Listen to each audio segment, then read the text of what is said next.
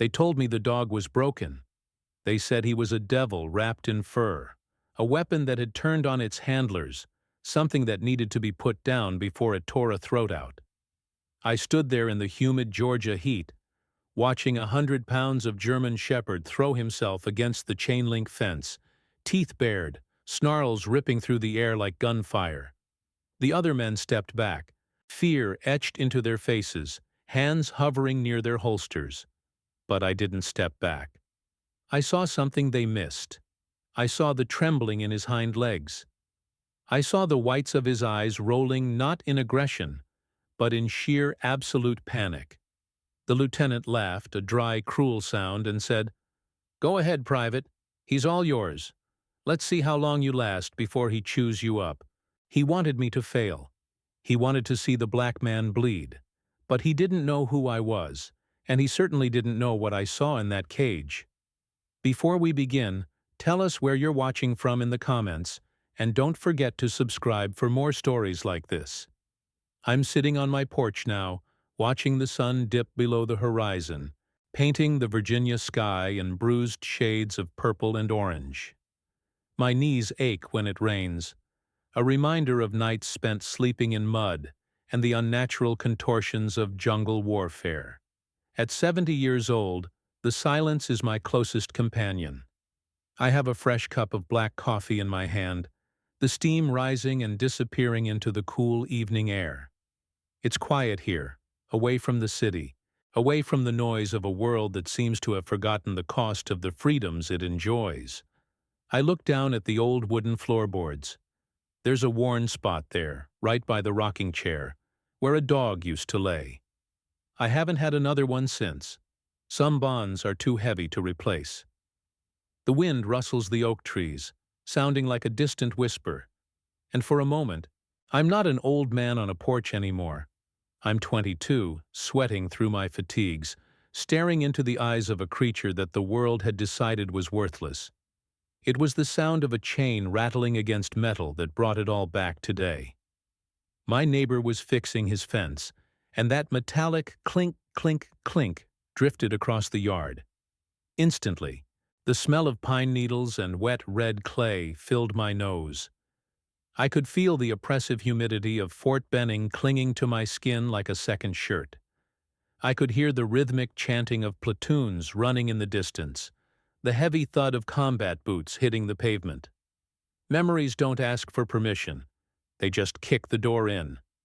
That sound took me right back to the kennels in 1968.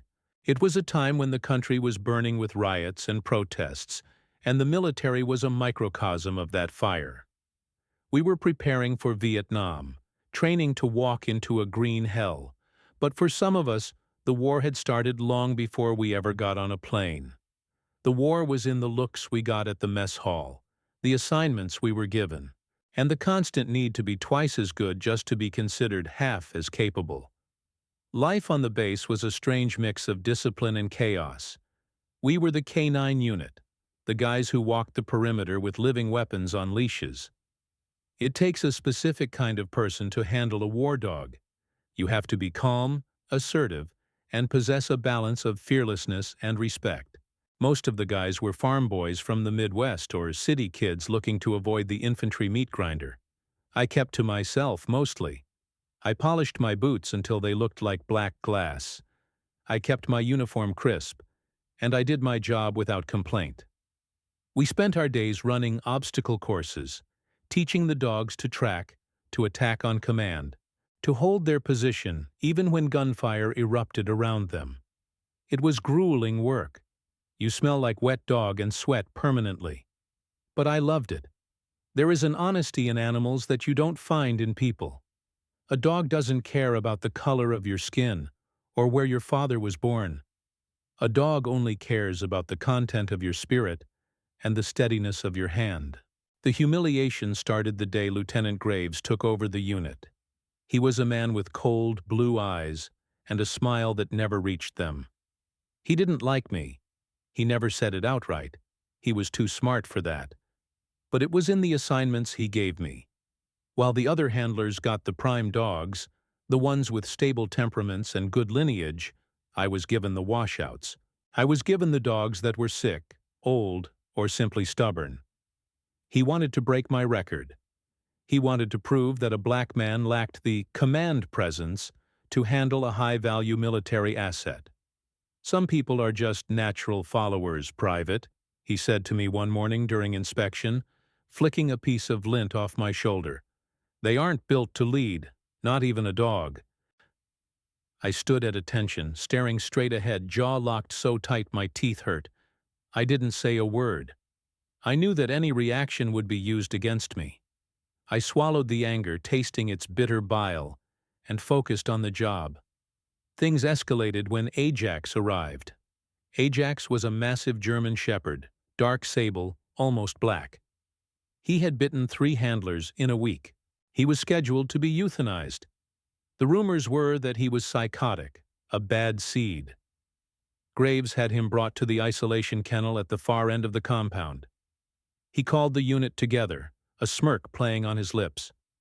"Since Private Thorne thinks he's the dog whisperer," Graves announced, his voice dripping with sarcasm, "he's going to take Ajax. If you can get him to heel by the end of the week, you keep your rank. If he bites you, or if you fail, I'm transferring you to sanitation. We need people to burn latrines in Da Nang." The other guys laughed nervously. It was a death sentence for my career, and maybe for my hand. Graves knew it. He handed me the leash, threw the key on the ground at my feet, and walked away. He wasn't giving me a chance. He was giving me a public execution. That night, the silence around the isolation kennel was heavy. The other dogs in the main run were barking, but Ajax was silent. He was pacing, a shadow moving in the darkness. I didn't go in with a catchpole. I didn't go in shouting. I walked up to the wire and just sat down. I sat there for 4 hours. I didn't look at him. I read a book by the moonlight, turning the pages slowly. I let him smell me. I let him smell the absence of fear. I let him realize that I wasn't there to dominate him. I was just there. I knew what it felt like to be judged before you even spoke. I knew what it felt like to have people look at you and see a threat because of how you looked or where you came from. Ajax wasn't mean. He was terrified. Someone had hurt him. Someone had tried to break his spirit with a heavy hand, and he had fought back the only way he knew how. I whispered to him through the wire, "They think we're both monsters, don't they? Let's show them they're wrong." The first real interaction happened on the second day. I opened the gate. The air in the kennel froze. Ajax froze, his muscles coiled like steel springs ready to snap. He growled, a low rumble that vibrated in the concrete floor. I didn't move toward him. I sat on the ground, my back against the fence, and took out a piece of dried beef from my pocket. I tossed it halfway between us. I waited. Minutes felt like hours. Finally, he moved. He crept forward, belly low to the ground, eyes locked on me. He took the meat and retreated. We did this for hours. By the afternoon, he was eating out of my hand. When I finally clipped the leash on his collar, he didn't try to bite me. He leaned against my leg, a heavy, warm weight. It was a transfer of trust. He gave me his fear, and I gave him my protection. When I walked him out of the kennel, head high, he trotted beside me like we had been partners for years. The next morning, I brought him to the obstacle course. The rest of the unit was already there. When Graves saw me walking Ajax on a loose leash, his smile vanished. He looked like he had swallowed a lemon. "Begin the course," he barked, expecting the dog to bolt or attack me under the stress of the gunfire simulation. I gave a quiet command. "Forward." Ajax moved like liquid smoke. He scaled the 6-foot wall without hesitating. He crawled through the tubes. He held a stay command while blanks were fired 10 feet away. The other dogs were good, but Ajax was magnificent. He worked with a desperate intensity, focused entirely on my voice. I didn't have to shout. A whistle, a hand signal, a whisper. We moved as one organism. The other handlers stopped watching their own dogs to watch us. It was undeniable. We weren't just competent, we were superior. During a break, I sat with Ajax, giving him water from my canteen. One of the younger guys, a kid from Ohio who had never spoken to me before, came over. "How'd you do that, Thorn? That dog put 2 guys in the hospital." "Eh?" I patted Ajax's massive head. I remembered my grandfather back in Mississippi. He was a sharecropper who trained bird dogs for the wealthy white landowners. He taught me that you can't bully a creature into loyalty. You have to listen to what they aren't saying, he used to tell me. Fear smells like vinegar, boy. Anger smells like smoke. You gotta smell the vinegar and offer honey. I looked at the kid and said, he wasn't wild. He was just waiting for someone to ask him what was wrong instead of telling him he was bad. It was a small revelation, a mini victory, but I saw the shift in the unit's eyes. They started seeing the work, not the man. But Graves wasn't done. 2 weeks later, we were in a live fire simulation in the deep woods. It was meant to replicate a jungle patrol. We were using live rounds for target practice in a designated kill zone. The tension was high. It was hot, the insects were biting, and everyone was on edge. Graves decided to lead the patrol himself, pushing us hard, yelling orders, trying to create chaos to test the dogs. He was reckless. He wanted to see someone crack. He pushed us into a sector of the woods that hadn't been fully cleared by the engineers. He was walking point, confident, arrogant. I was at the rear with Ajax. Suddenly, Ajax stopped. He whined, a high-pitched sound, and the hair on his back stood up in a ridge. He wasn't looking at a target dummy. He was looking at the ground 20 yards ahead of Graves. I knew that posture. It was the alert signal for a ground disturbance, a trap, or worse. I yelled, "Hold up!" Graves spun around, his face red with rage. "Who gave you permission to speak, Private? Keep moving." He took a step forward. Ajax barked, a ferocious booming sound, and lunged against the leash, dragging me forward. "Control your damn animal," Graves screamed, reaching for his sidearm. He thought the dog was attacking him. He was going to shoot Ajax. I had a split second to decide. If I let him walk, he hits the tripwire or the pit. If I let the dog go, the dog might tackle him, and Graves might shoot the dog. If I tackle Graves, I'm assaulting an officer. I dropped the leash. "Ajax, take!" I screamed. It was the command to disarm. The dog launched himself like a missile. He hit Graves in the chest, knocking him backward, hard, into the dirt, away from the path he was walking. Graves hit the ground screaming, his gun flying. Ajax stood over him, teeth bared, pinning him to the earth, drool dripping onto the lieutenant's pristine uniform. A split second later, a massive deadfall trap, a log spiked with rebar, left over from previous war games, or perhaps a poacher, swung down through the empty space where Graves had been standing a second ago. It whooshed through the air with a sickening thud, impaling the mud.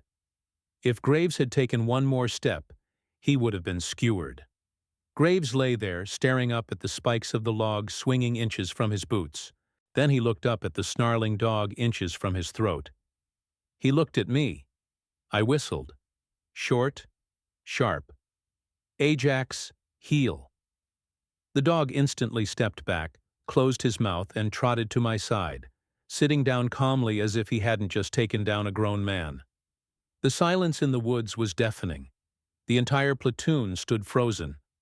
Graves scrambled backward, dirt all over his uniform, his face pale as a sheet. He looked at the trap. He looked at the dog. The realization hit him like a physical blow. The devil dog and the handler he despised had just saved his life. This is where the story usually ends, but there's a part I never told them back then. Later that evening, Graves called me into his office. He didn't look at me. He was filling out paperwork. "You handled yourself well, Private," he muttered. Then he paused. He pulled a file from his desk drawer. It was my personnel file, but he had another folder underneath it. He slid it across the desk. It was the breeder's papers for Ajax. "And it seems," he said, his voice tight, "that you were right about the dog." He tapped the paper. Ajax wasn't a reject. He was from a lineage of Austrian police dogs, highly decorated. The previous handlers had beaten him because they didn't understand the German commands he was trained in. I knew the commands because my grandfather had served in WWI and taught me bits of the language. I hadn't just tamed a wild dog, I had recognized a professional who was being treated like an amateur. I came back to the present now, the coffee cold in my hands. I can still see Graves's face that day. He didn't become my best friend. He didn't apologize for the months of racism, but he never disrespected me again. And he never, ever raised his voice at Ajax. We deployed to Vietnam 3 months later. Ajax and I walked point for that platoon for 13 months.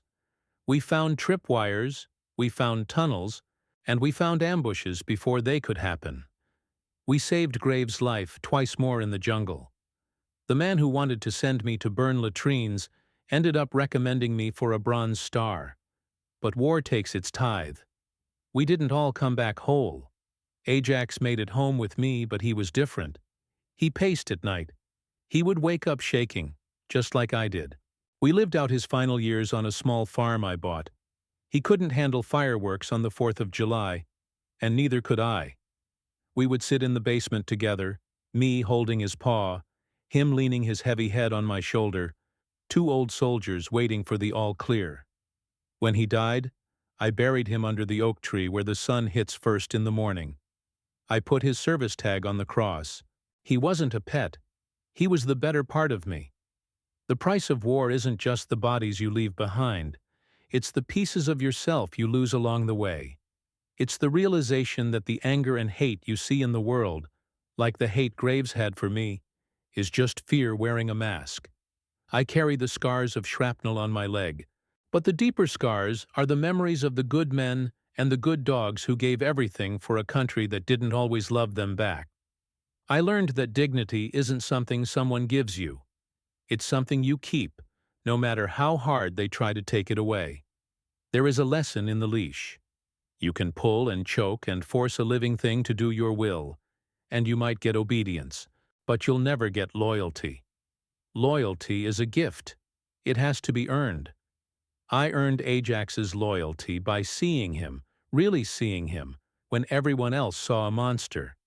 And in a way, he did the same for me.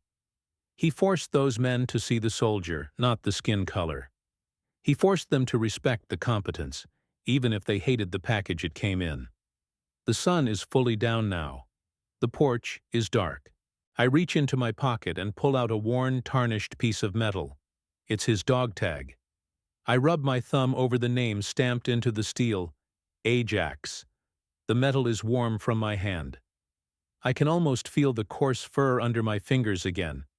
I can almost hear the sharp intake of breath before a command. I stand up, my joints popping, and look out into the darkness. I'm alone, but not lonely. The ghosts I keep company with are good ones. If this story found you at the right time, let me know in the comments where you're listening from. Sometimes sharing these heavy memories makes the load a little lighter for all of us.